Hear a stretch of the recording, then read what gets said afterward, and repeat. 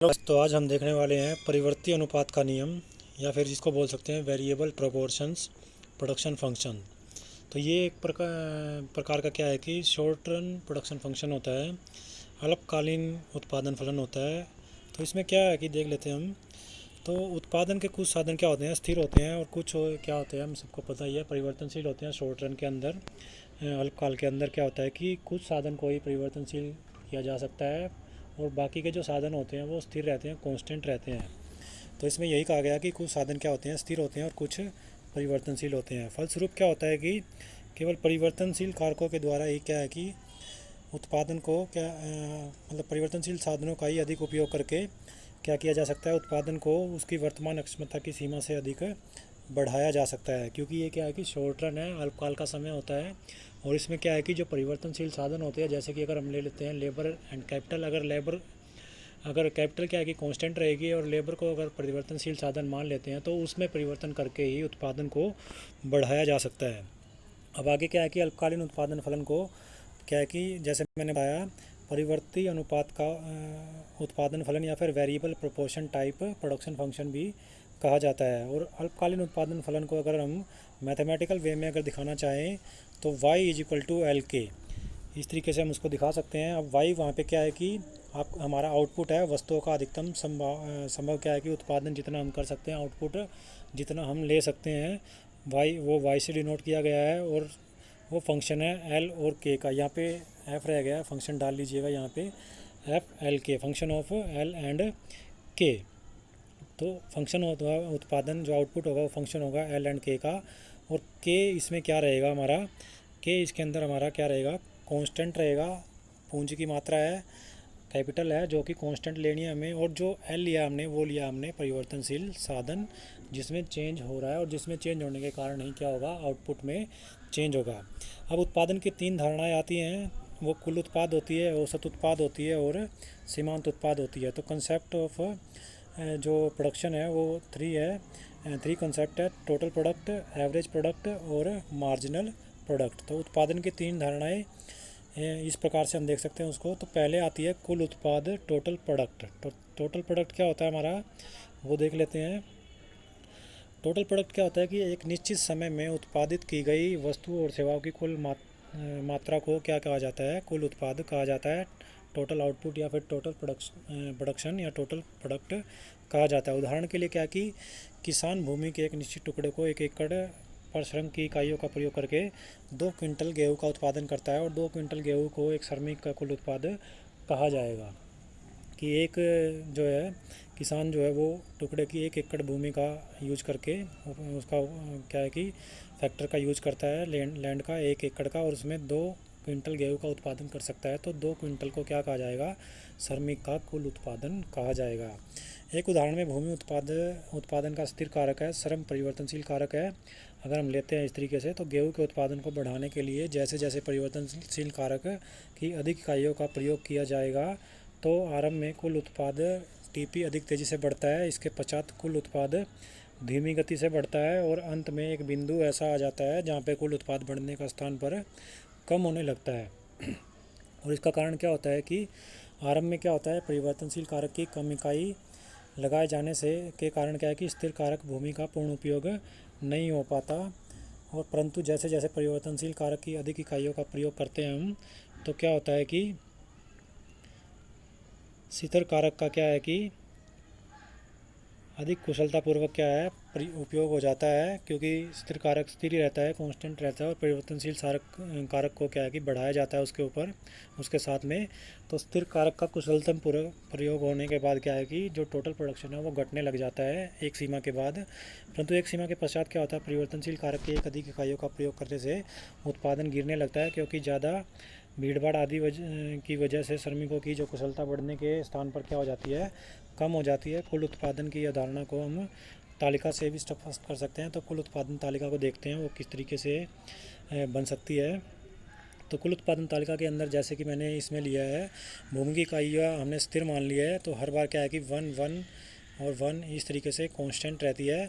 दो हम क्या है कि इसमें साधन लेके चलते हैं, फैक्टर ऑफ प्रोडक्शन को 2 लेके चलते हैं। हालांकि चारों फैक्टर ऑफ प्रोडक्शन का यूज होता है, तो जो फंक्शन है उसके अंदर हम सिर्फ दो ही को दिखाते हैं, और दो में से भी एक को क्या है कि हमने स्थिर साधन मान लिया, कांस्टेंट मान लिया जो लैंड लिए हमने, और श्रमिक इकाइयों को परिवर्तनशील मान लिया है। वो पहले एक है, फिर 2, 3, 4, 5, 6, 7 इस तरीके से बढ़ रही है। कुल उत्पादन क्या हो रहा है, पहले क्या है कि देखते हैं, जब एक एक लगाई गई है, एक भूमि की इकाई और एक ही श्रमिक की इकाई, तो कुल उत्पादन 2 है, उसके बाद 5 हो जाता है। तो ये पहले बढ़ती दर से बढ़ता है, फिर 9 हो जाता है, फिर 11 हो जाता है। तो ये क्या है कि पहले बढ़ती दर से कहाँ तक देख लेते हैं, 2 से क्या है कि 4 का गैप आया, यहाँ 3 का गैप आया, सॉरी 5 हो गया, और 5 से 4 का गैप आ गया, 9 हो गया है कुल उत्पादन। तो तीसरी जो यूनिट लगाते हैं श्रम की, एक यूनिट भूमि के साथ फैक्टर के साथ, तो 9 इकाइयों का उत्पादन होता है, और यहाँ तक क्या है कि बढ़ती दर से उत्पादन हो रहा है। आगे क्या होता है कि उत्पादन क्या हो जाता है, घटती दर से बढ़ता है। तो 9 से 11 दो ही इकाइयों का क्या है कि इसके अंदर चेंज आया है, और चौथी इकाई हमें किसकी लगा दी है, लेबर की लगा दी है एक भूमि के साथ। तो 2 इकाइयों का ही क्या है कि 2 इकाई ही आउटपुट की वृद्धि हुई है, आउटपुट के अंदर इंक्रीज हुआ है। तो ये घटती दर से बढ़ रहा है, क्योंकि पहले 4 इकाइयों का उत्पादन में इसमें चेंज आया था, उसके बाद 2 का आया है। उसके बाद क्या है कि यहाँ पे 11 से 12, उसके बाद 1 का आया है। तो ये घटती दर से बढ़ रहा है, 11 से 12 तो हुआ है, लेकिन एक इकाई का ही इसके अंदर चेंज आया है, तो पहले से घटा है। उसके बाद क्या हो जाता है, ये स्थिर हो जाता है, मैक्सिमम हो जाता है, अधिकतम हो जाता है। तो यहाँ पे 0 चेंज है, मतलब पहले 12 उत्पादन था, अगर आप लेबर की इकाइयाँ 6 भी कर देते हैं, 5 से 6 कर देते हैं हम, तो 12 से उत्पादन जो है वो 12 ही रहता है। तो यहाँ पे कोई ज़्यादा क्या, मतलब यहाँ पे 0 चेंज रहता है, 12 से 12 ही हमारा क्या है कि आउटपुट रहता है। उसके बाद क्या है कि उत्पादन घटना, 7वीं इकाई हम जब लगाते हैं लेबर की एक क्या है कि भूमि की इकाई के साथ, तो उत्पादन घटना प्रारंभ कर देता है, 12 से वो 11 हो जाता है। तो इस तरीके से तालिका के अनुसार क्या है कि हम कुल उत्पादन को दिखा सकते हैं फैक्टर ऑफ प्रोडक्शन के साथ, उनका रिलेशन दिखा सकते हैं कि किस प्रकार से इंडिपेंडेंट वेरिएबल लेबर के अंदर चेंज करने से जो डिपेंडेंट वेरिएबल है टोटल प्रोडक्शन वो चेंज हो जाता है। तो वो इस तरीके से हम दिखा सकते हैं। तो उपरोक्त तालिका से स्पष्ट होता है कि जब श्रम की 5 इकाइयाँ होती है तो कुल उत्पादन अधिकतम होता है। 5वीं इकाई पे हम देख सकते हैं कि 5वीं इकाई के बाद क्या हो जाता है, जब छठी पे आते हैं तो यहाँ पे कुल उत्पाद क्या हो जाता है, ये अधिकतम होता है। उसके बाद क्या होता है, ये बराबर ही रहता है नेक्स्ट इकाई के ऊपर भी। इसके पश्चात कुल उत्पाद क्या हो जाता है, कम होना स्टार्ट हो जाता है, जैसे कि इसमें दिखाया गया 7वीं इकाई पे। तो ये कितना हो जाता है, 11 के करीब हो जाता है, कम हो जाता है, पहले से घट जाता है। नेक्स्ट देखते हैं इसमें क्या है कि सीमांत उत्पाद क्या होता है, परिवर्तनशील कारक की एक इकाई का कम या अधिक प्रयोग करने से कुल उत्पाद में जो अंतर आता है उसे सीमांत उत्पाद कहा जाता है। उदाहरण के लिए क्या है कि ऊपर दिए गए तालिका के श्रम की इकाइयों, जो तालिका है हम देख लेते हैं उसको। एक इकाई लगाने से 2 टन अनाज का उत्पादन होता है, और 2 इकाई लगाने से 5 क्विंटल अनाज का उत्पादन होता है। तो इस दशा में क्या होता है कि दूसरी इकाई का सीमांत उत्पाद 5 - 2 3 टन होगा। तो जो अतिरिक्त इकाई से हमें उत्पादन मिलता है वो क्या कहलाता है, सीमांत उत्पाद कहलाता है, सीमांत उत्पादन कहलाता है। सीमांत उत्पाद को हम सूत्र के द्वारा मैथमेटिकल इसको डिनोट कर सकते हैं। तो MPN क्या होगा हमारा, मार्जिनल प्रोडक्शन किस तरीके से होगा, वो होगा हमारा टोटल प्रोडक्शन, जो क्या है कि बाद वाली सेकंड इकाई है उसमें से पहले वाली इकाई को हमने क्या कर देना, माइनस करना है। एक ये इसका फॉर्मूला रहेगा, और दूसरा फॉर्मूला क्या रहेगा MP निकालने का, चेंज इन, तो ये चेंज का साइन है, change in TP total production divide by change in labour. तो लेबर में परिवर्तन होने से, चेंज होने से, अतिरिक्त लेबर लगाने से टोटल प्रोडक्शन में कितना परिवर्तन होगा वो कहलाएगा सीमांत उत्पाद। उसके बाद क्या है हमारा, इसकी जो तालिका है वो भी देख लेते हैं। इसमें सीमांत उत्पाद की तालिका कुल उत्पाद से किस तरीके से निकाली गई है। तो ये वही हमारी जो पीछे हमने तालिका ली थी टोटल प्रोडक्शन तक सेम है, इसमें वही चेंज हो रहा है। पहले टोटल प्रोडक्शन क्या है कि बढ़ती दर से बढ़ेगा, उसके बाद घटती दर से बढ़ेगा, फिर अधिकतम हो जाएगा, और उसके बाद घटना प्रारंभ कर देगा। तो सीमांत उत्पाद किस तरीके से होगा, पहले की कोई चेंज नहीं होगा तो ये डैश डाल देंगे हम।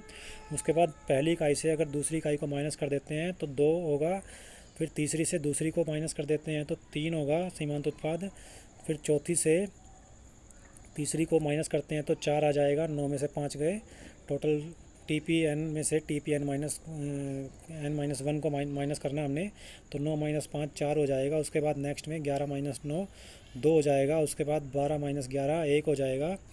उसके बाद नेक्स्ट में से पिछली घटा देंगे हम इसमें, तो 12 - 12 कर देते हैं तो 0 आएगा, और 11 - 12 कर देते हैं तो माइनस में हो जाएगा, ये -1 आएगा। तो ये सीमांत उत्पाद की टेबल हम इसको देख सकते हैं, इस तरीके से बनेगी वो। उसके बाद नेक्स्ट हमारा इसके अंदर क्या आएगा, नेक्स्ट में है तालिका से ज्ञात होता है कि आरंभ में श्रम की अतिरिक्त इकाइयों का प्रयोग करते जाने से सीमांत उत्पाद बढ़ता जाता है, परंतु एक सीमा के पश्चात क्या होता है, सीमांत उत्पाद कम हो जाता है और श्रम की छठी इकाई पर सीमांत उत्पाद शून्य हो जाता है। इसके पश्चात सीमांत उत्पाद जो सातवीं इकाई होती है उसके ऊपर क्या हो जाता है, ऋणात्मक हो जाता है, माइनस में आ जाता है। उसके बाद हम बात करते हैं औसत उत्पाद क्या होता है, एवरेज प्रोडक्शन क्या होता है। तो परिवर्तनशील कारक की प्रति इकाई का उत्पादन को औसत उत्पाद कहा जाता है। कुल उत्पाद को परिवर्तनशील कारक की इकाइयों से भाग देने पर औसत उत्पाद को ज्ञात किया जा सकता है। मतलब कि जो टोटल प्रोडक्शन है उसको अगर हम टोटल लेबर से डिवाइड कर देते हैं, लेबर जितनी लगाई है, क्योंकि लेबर ही क्या है कि परिवर्तनशील कारक है, चेंजेबल फैक्टर है लेबर, क्योंकि जो हमने लैंड माना है, लैंड क्या है कि कांस्टेंट माना है, तो लेबर को लेबर से क्या कर देते हैं, टोटल प्रोडक्शन टोटल प्रोडक्शन को क्या कर देते हैं, लेबर से डिवाइड कर देते हैं, तो हमारे पास आ जाता है एवरेज प्रोडक्शन। तो इसके लिए भी मैंने तालिका बनाई है, वो तालिका हम देख सकते हैं इसमें। तो तालिका वो किस तरीके से देखते हैं हम, इसमें क्या कैसे शो करती है। तो तालिका के अंदर क्या है कि कुल उत्पाद, सीमांत उत्पाद और औसत उत्पाद तीनों को मैंने इसमें ले लिया है। तो ये जो है वो पहले वाली टीपी जो पहले हमने बनाई थी वो उस तरीके से ही पहले बढ़ती दर से बढ़ेगा, उसके बाद घटती दर से बढ़ेगा, फिर अधिकतम हो जाएगा और उसके बाद घटना प्रारंभ कर देगा। सीमांत उत्पाद भी क्या है कि इस तरीके से ही चेंज होगा हमारा, उसके बाद क्या हो जाएगा, ये 1 हो जाएगा और उसके बाद 0 और फिर नेगेटिव भी हो सकता है, मार्जिनल प्रोडक्ट। उसके बाद क्या है कि औसत उत्पाद क्या होता है कि औसत उत्पाद हमारा टीपी और डिवाइड में एल, लेबर लिए हमने परिवर्तनशील साधन, तो एल से डिवाइड कर देंगे, तो ये हमारा क्या आ जाएगा, ए पी। और ए पी क्या आएगी हमारा, पहले जैसे इकाई हमने टोटल प्रोडक्ट कितना है 2 है और परिवर्तनशील साधन की इकाई 1 है, तो 2 से 1 को भाग किया तो 2 आ गया। उसके बाद 5 है, 5 को 2 से भाग किया तो 2.5 आ गया। उसके बाद 9 है, 9 को 3 से भाग किया तो 3 आ गया औसत उत्पाद। उसके बाद 11 को 4 से भाग करते हैं तो 2.7 औसत उत्पाद आएगा। उसके बाद 12 को 5 से भाग करें तो औसत उत्पाद 2.4 आएगा। उसके बाद 12 को 6 से भाग करें तो औसत उत्पाद 2 आएगा। और लास्ट में औसत उत्पाद हमारा हम निकालें तो औसत उत्पाद 1.5 आएगा 11 को 7 से भाग करने पर। तो औसत उत्पाद कैसे निकालते हैं, टोटल प्रोडक्शन को लेबर से हम डिवाइड कर देंगे तो हमारे पास औसत उत्पाद निकल आएगा।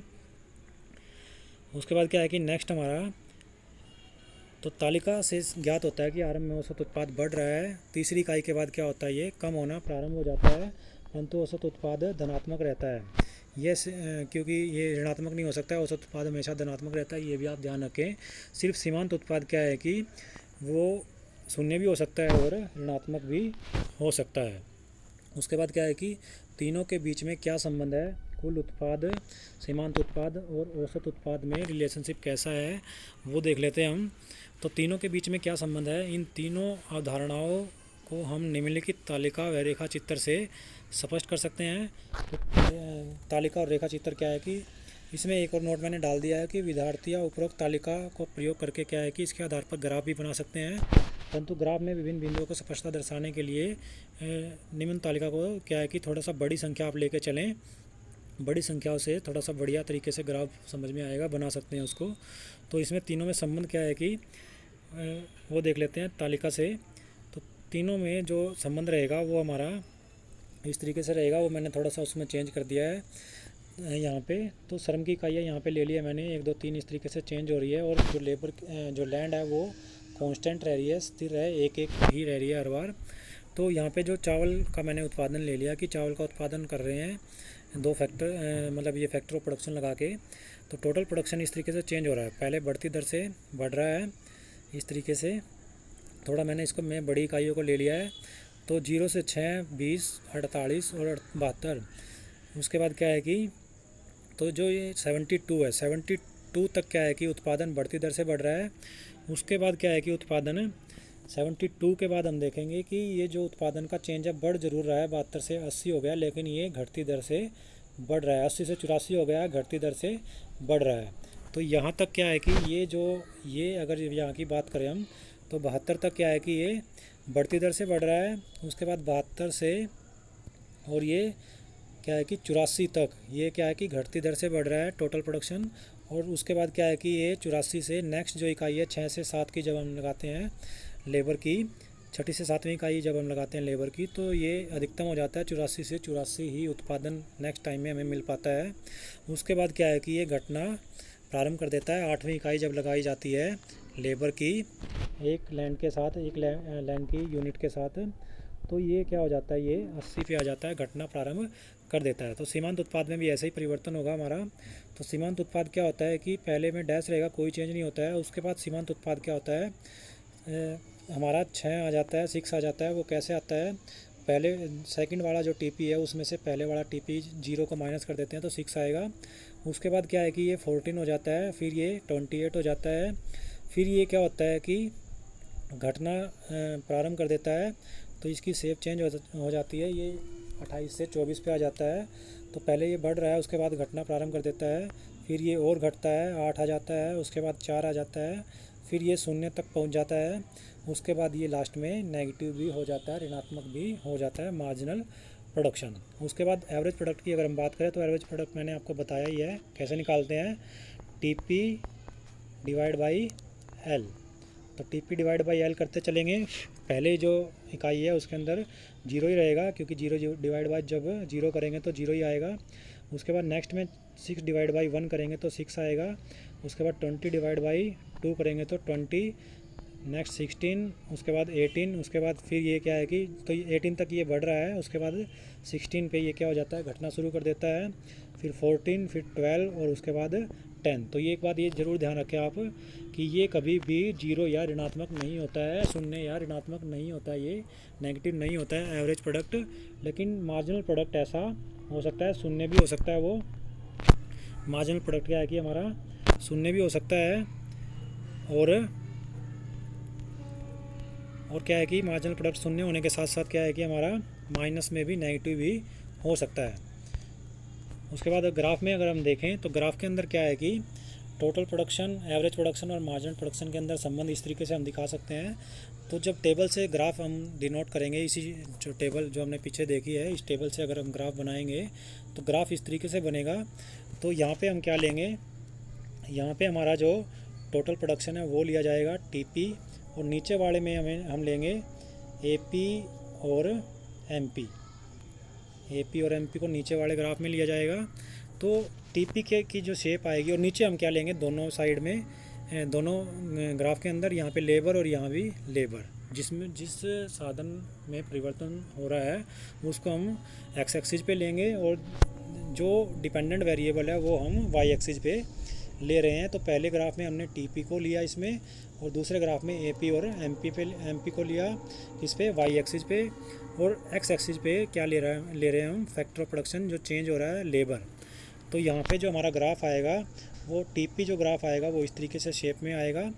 उसके बाद जो एमपी हमारा जो ग्राफ होगा वो देख लेते हैं। एमपी ग्राफ पहले इस तरीके से बढ़ेगा, और फिर क्या है कि 0 होते हुए ये नेगेटिव चला जाएगा। उसके बाद जो एपी ग्राफ होगा वो एपी इस तरीके से पहले बढ़ेगा, फिर घटना शुरू कर देगा, और ये यहाँ तक आ जाएगा, नीचे आएगा, लेकिन ये कभी भी नेगेटिव या 0 नहीं होगा। तो ये था हमारा शॉर्ट रन प्रोडक्शन फंक्शन, जिसको प्रोपोर्शनल वेरिएबल फंक्शन भी बोला जाता है।